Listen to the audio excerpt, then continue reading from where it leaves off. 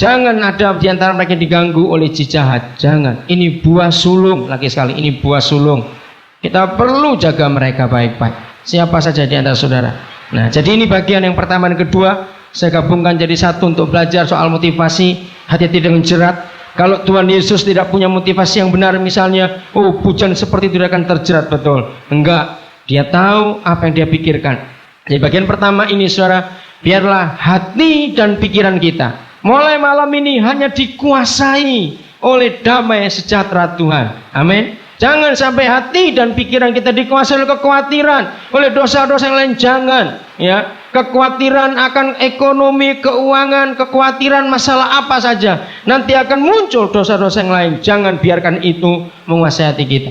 Nah, yang terakhir kita pelajari, nggak usah dibuka Markus 12, kita sudah tahu tadi. Adalah kata-kata yang bagus. Tunjukkan kepadaku satu mata uang. Ya, mata uang zaman itu adalah dinar. Tunjukkan, ada gambar dan tulisan siapa. Lukas menuliskan ada gambar dan rupa siapa. Tapi Markus ada gambar dan tulisan siapa. Saudara, masih ingat kejadian 1:26? Di dalam diri manusia ada gambarnya siapa? Masih ingat? Ada gambar siapa? Ada gambar Tuhan. Mari kita jadikan manusia yang serupa dan segambar dengan kita. Jadi kalau dalam hidup kita ada gambar Tuhan, berarti hidup ini harus diberikan kepada siapa? Ada gambar siapa dalam diri kita, kembalikan kepada yang punya gambar itu. Saudara, malam ini Tuhan ingin mengingatkan kepada kita. Siapapun kita, jangan kita mengelompok-ngelompokkan. Oh, yang memberikan hidup kepada Tuhan itu harus yang sudah melayani, yang hamba Tuhan. Tidak. Tuhan Yesus tidak memberikan perbedaan.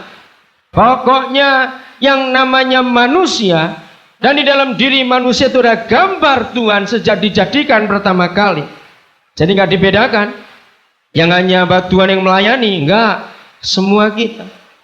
Di dalam diri kita juga ada tulisan Tuhan. Ini luar biasa, saudara. Tulisan apa? Sebab dia berkata dengan tangannya. Itu nggak cuma yang oret-oretan itu. Tanda tangan ya tandanya tangan itu loh. Loh ya toh. Kenapa ada tanda tangannya dalam diri kita? Karena memang kita buatan tangannya. Amin.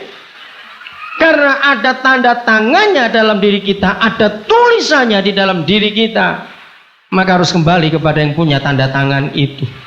Amin. Saudara, cuma ada satu di antara dua. Kepada siapa kita akan serahkan hidup ini? Cuma satu di antara dua.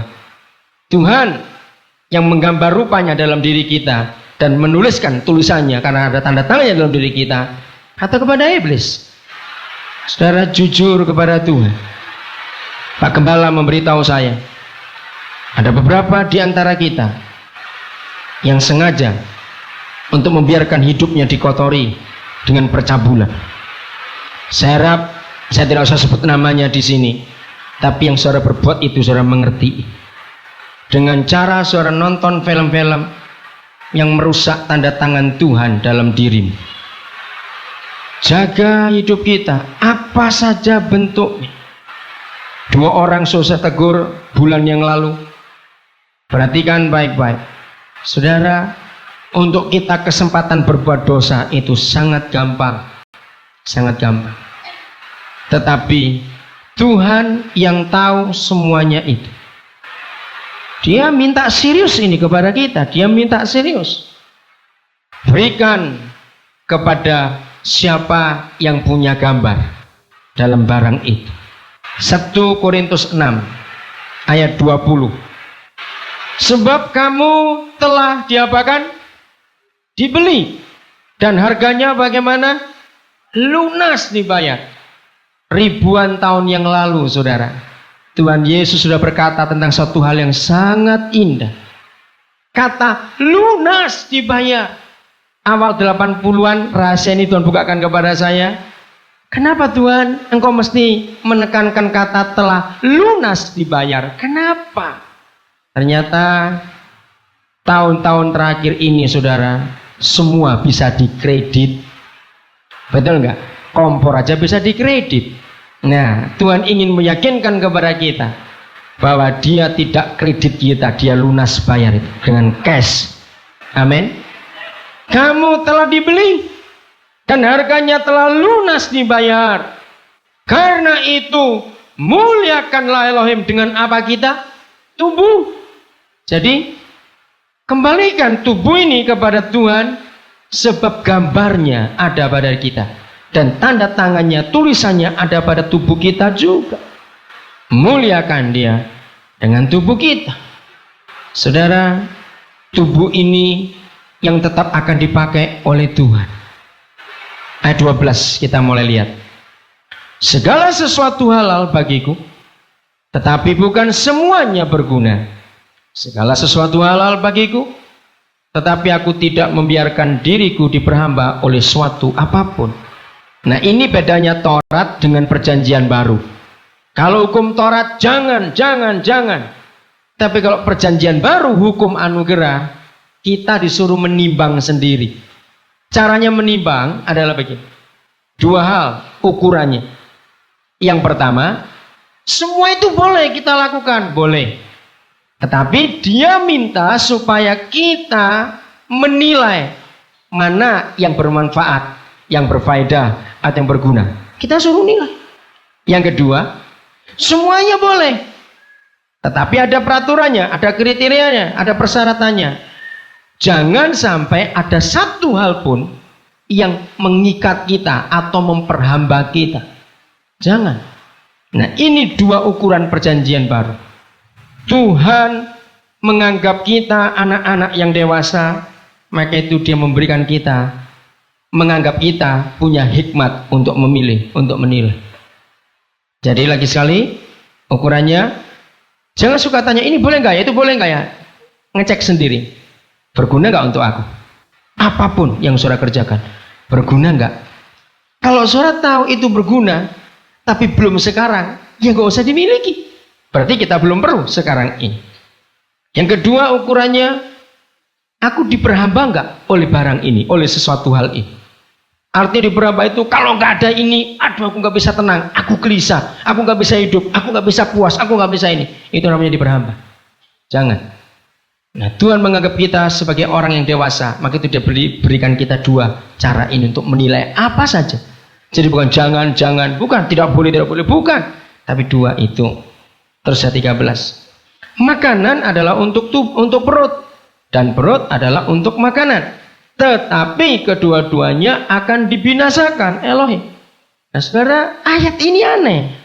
Hubungannya kemana? Karena pada akhirnya tujuan utama perikop ini bicara soal percabulan. Kenapa bicara soal makanan dengan perut? Apa urusannya?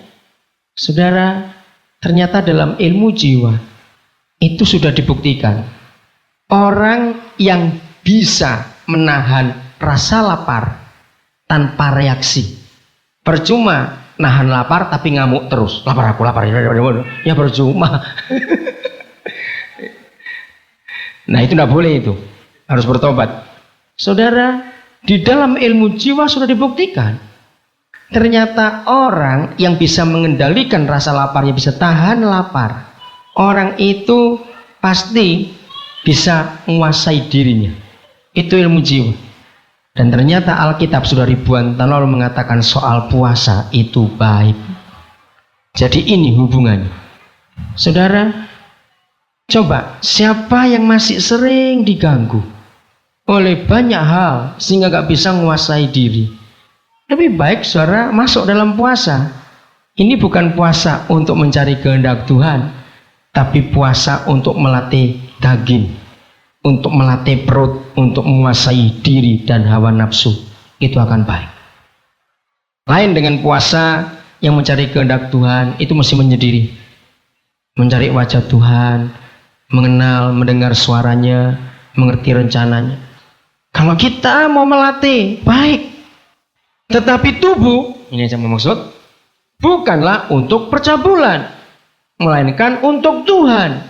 Dan Tuhan untuk tubuh. Aneh. Apa urusannya Tuhan untuk tubuh kita dan tubuh kita untuk Tuhan, apa urusannya?